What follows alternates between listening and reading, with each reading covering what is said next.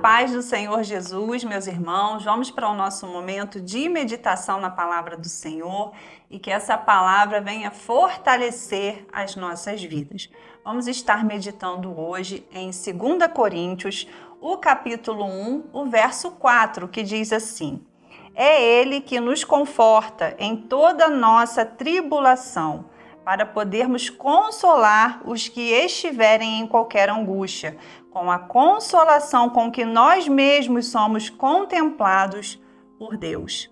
Paulo oferece ações de graça a Deus pelo conforto divino. Então nós entendemos que faz parte do nosso viver cristão as angústias, as tribulações, mas nós temos a garantia de que seremos vitoriosos, de que seremos abençoados, porque nós recebemos o consolo, o conforto que Deus tem reservado para cada um de nós.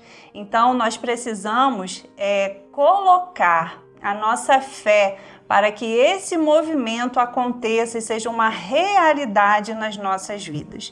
E eu gostaria de estar gerando uma reflexão para os nossos corações nessa oportunidade, sobre o nosso coração. Qual tem sido o tipo de terreno que o nosso coração tem se comportado para que a verdade do Evangelho venha se tornar uma realidade nas nossas vidas?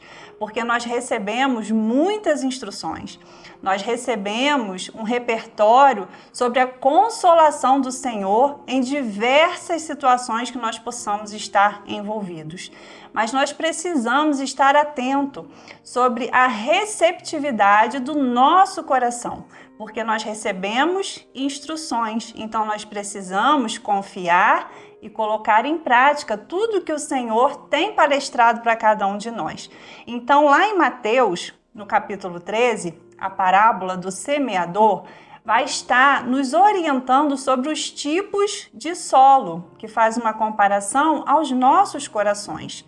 Qual tem sido a qualidade do nosso coração para receber essa palavra de instrução nos desafios, nas perseguições e nas tribulações que nós possamos estar envolvidos em determinado tempo? Então, nós sabemos que existem aqueles corações endurecidos. Existem pessoas que estão passando por desafios e elas têm dificuldade de acreditar que vão romper daquela situação. Então, existe ali uma dificuldade de aceitar e de assimilar a palavra da verdade.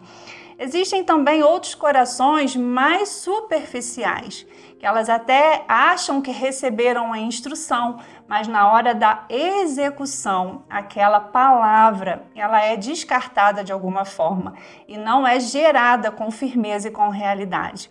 Existem também outros corações, que a parábola vai dizer, que são corações que se sentem mais sufocados. Ela recebe a palavra, mas aquela palavra ela é sufocada e ela não tem liberdade para gerar vida e para gerar libertação em determinadas situações. Mas existe também aqueles corações chamados de corações solos férteis. E é sobre os solos férteis que eu gostaria de chamar a nossa atenção nesta meditação. Porque o solo fértil é o solo que agrada o coração de Deus. É aquele coração ensinável, é o coração de servo, é o coração disposto a receber, é aquele coração que aprendeu a ouvir, é aquele coração que é manso, que é humilde e que está receptivo para as mudanças. Então, esse coração, esse solo fértil, é aquele coração que reconhece que precisa de mudanças. Reconhece que precisa de uma intervenção que só Deus tem para dar e estabelecer. Então, esse solo fértil, esse solo humilde, é um coração que está disposto a crescer. É um coração que está disponível para ser aperfeiçoado. Então, Jesus investiu muito mais nesse tipo de pessoas. Jesus investiu muito mais nessa classe de corações. Então, nós temos um repertório até sobre a vida dos discípulos. Pessoas com suas dificuldades, com suas limitações. Nós vemos ali Pedro, impulsivo, nós podemos tomar como exemplo Tomé, tão inseguro, e outros mais, mas Deus conhecia. Deus sondava os corações e através desses corações disponíveis que grande obra pôde ser realizada. Então, que nós possamos enxergar essas verdades sobre as nossas vidas e até mesmo sobre as pessoas que nos acompanham, do nosso convívio comum, familiares, amigos, até irmãos no corpo de Cristo, para que o Espírito Santo também nos oriente a respeito do comportamento com diversos tipos e níveis de corações, porque Deus não faz acepção de pessoas, mas existem frutos que ainda estão verdes, existem frutos que estão mais amadurecidos, então nós precisamos entender que o fruto verde não precisa ser descartável e nem significa que seja um fruto ruim, mas é um fruto que ainda está num processo de amadurecimento. Então são pessoas que ainda estão entendendo o agir de Deus nas suas próprias vidas. Que nós possamos entender, meus irmãos, então, que o fator tempo é determinante para que uma grande obra de regeneração, de reconciliação possa acontecer. E esse fator tempo vai estar também relacionado com a abertura de cada coração. Então, existem pessoas que entram em processos, identificam o processo e rapidamente já começa ali a aparecer, então, frutos.